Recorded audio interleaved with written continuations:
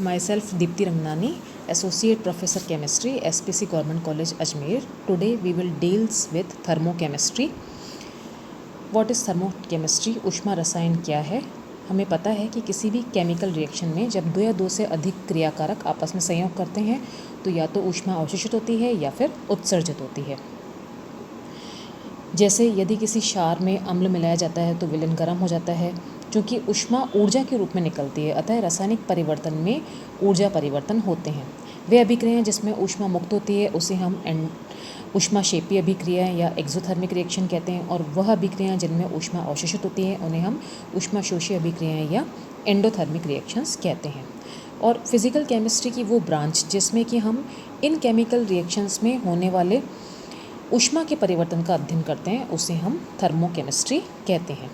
जैसे कि इस पेज पर एक रिएक्शन दिखाई गई है, N1A + N2B gives M1C + M2D। यह स्थिर दाब पर हो रही है रिएक्शन। इसमें HA, HB, HC और HD जो हैं वो पूर्ण ऊष्माएँ हैं। HA और HB रिएक्टेंट की पूर्ण ऊष्मा है और HC और HD प्रोडक्ट की पूर्ण ऊष्मा है। और डेल्टा H क्या है? डेल्टा H जो है वो प्रोडक्ट की पूर्ण ऊष्मा में से अगर हम रिएक्टेंट की पूर्ण ऊष्मा निकालते हैं तो हमें डेल्टा H प्राप्त होता है।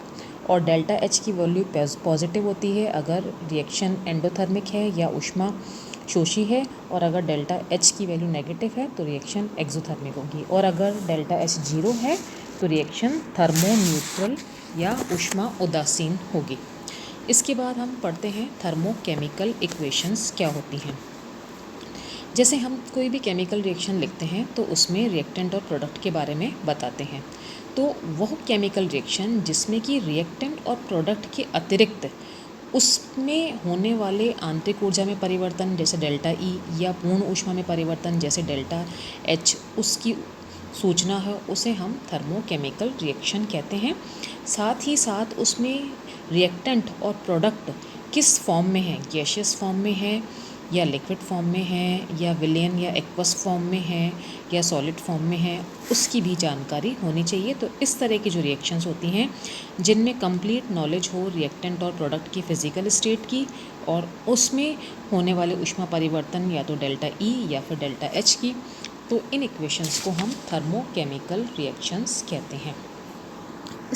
इसमें हमने एग्जाम्पल दिखाया है HCl और अमोनिया दोनों के एक्वस सॉल्यूशन है, रिएक्ट करके ये NH4Cl बनाते हैं, और डेल्टा H चूँकि यहाँ पे नेगेटिव है इसलिए ये एक्सोथर्मिक रिएक्शन है। डेल्टा H की वैल्यू है -41.42 किलो जूल। इसमें तीनों जो रिएक्टेंट और प्रोडक्ट हैं उनकी फिजिकल स्टेट को भी प्रदर्शित किया गया है। इसी तरह से सेकेंड रिएक्शन है जिसमें कि मीथेन का ऑक्सीकरण हो रहा है, कार्बन डाइऑक्साइड और वाटर बन रहा है। इसमें फिजिकल स्टेट भी दी हुई है, गैसियस स्टेट और वाटर की लिक्विड स्टेट, और डेल्टा H भी दिया हुआ है जो कि ये माइनस में है, इसलिए यह एक्सोथर्मिक रिएक्शन है। अब हम पढ़ेंगे कि हीट ऑफ रिएक्शन क्या होता है, अभिक्रिया ऊष्मा क्या होती है।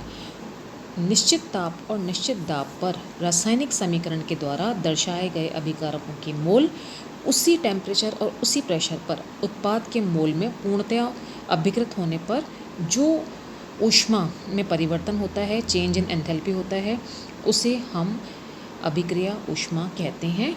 और इसके लिए हमने एक रिएक्शन दिखाई है, हाइड्रोजन और क्लोरीन की रिएक्शन, जिसमें कि वो HCl में परिवर्तित हो रहा है।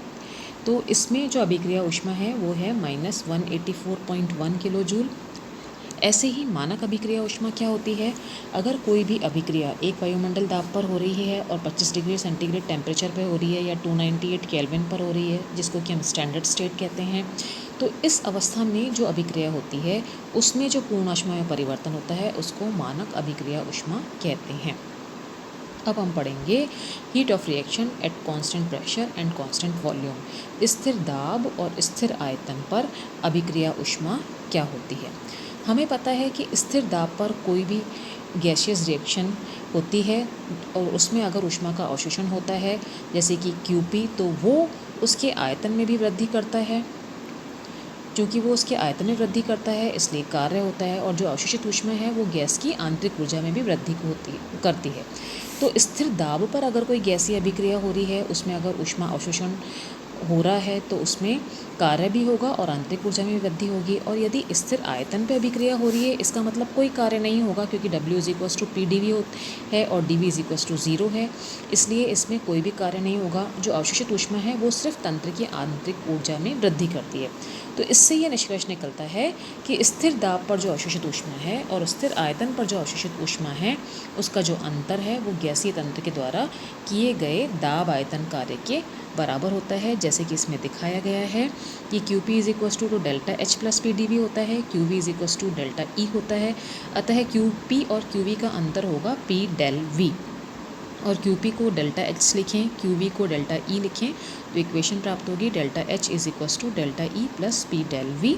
और इसमें से अगर P∆V की वैल्यू निकालते हैं तो हमारे पास P∆V को अगर हम अलग से सब्स्टिट्यूट करते हैं तो P∆V होगा, P∆V क्या है, volume of product minus volume of reactant. तो इसको हम लिख सकते हैं PVP - VR, और आइडियल गैस इक्वेशन लगाने पर PV = nRT के अनुसार दोनों के चूँकि नंबर ऑफ मोल्स चेंज हो रहे हैं, रिएक्शन का टेम्परेचर सेम रहेगा, अतः PVP - VR हो जाएगा NPRT - nRT, या फिर हम इसको कर सकते हैं ΔNGRT अगर ये गैसियस इक्वेशन है तो इसको हम लिख सकते हैं QP - QV = ΔNGRT। ΔNG क्या है, ΔNG है प्रोडक्ट के number of moles minus reactant के नंबर ऑफ मोल्स। तो इस तरह से जिस अभिक्रिया में आयतन परिवर्तन होता है, उसके लिए स्थिर दाब और स्थिर आयतन पर जो अभिक्रिया की जो ऊष्मा है वो हम इस तरह से बता सकते हैं। Thank you.